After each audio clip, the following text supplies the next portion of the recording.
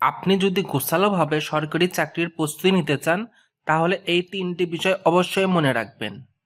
Number one, আপনি যে নোটগুলো রাখবেন এই সব নোটগুলো একটা ফাইলে গুছিয়ে রাখবেন। কিভাবে গুছিয়ে রাখবেন? আমি ওটিজি কেবলটা আমার মোবাইলে প্রবেশ করাচ্ছি, ফাইল ম্যানেজারে প্রবেশ করলাম। এখানে দেখেন ইউএসবি স্টোরেজ 1 লেখা আছে, এইটা আমার পেন ড্রাইভ। এখানে দেখেন আমি একটা ফোল্ডার রাখছি জবস নোট, এটার ভিতর আমি আমার সমস্ত নোটগুলো রাখবো। Number two, video tutorial.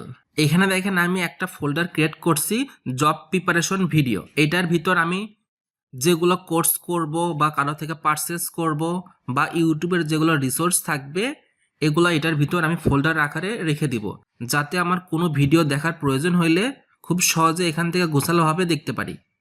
Number three, admit card ও প্রয়োজনীয় তথ্যাবলী।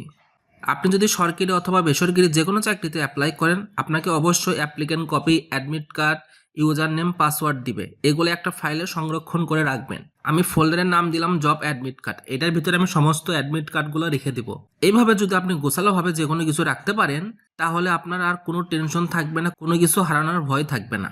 আর এই কাজগুলো আমি কেন পেন ড্রাইভে করতেছি, আপনি যদি এই কাজগুলো ফোনে করতে চান তাহলে আপনার ফোনে অনেক স্টোরেজ লাগবে, ফোন স্লো হয়ে যাবে, প্রিপারেশনটা গোছালো হবে না। আর আপনি যদি এক্সটার্নাল এসএসডি অথবা পেন ড্রাইভ ব্যবহার করেন, আজকে ওটিজি ব্যবহার করে এই ফোনে লাগিয়ে দেখতেছেন, কালকে অন্য ফোনে লাগিয়ে দেখতে পারবেন, পরের দিন আপনি আবার পিসি অথবা ল্যাপটপেও প্রবেশ করে দেখতে পারবেন।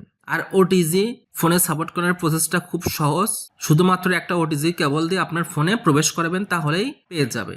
আজকের এই ভিডিওটা কেমন লাগলো অবশ্যই কমেন্ট করে জানাবেন। আর আপনি যদি গোছালোভাবে প্রস্তুতি নিতে চান তাহলে আমার দেখানো বিষয়গুলো ফলো করবেন। Thank you for watching this video.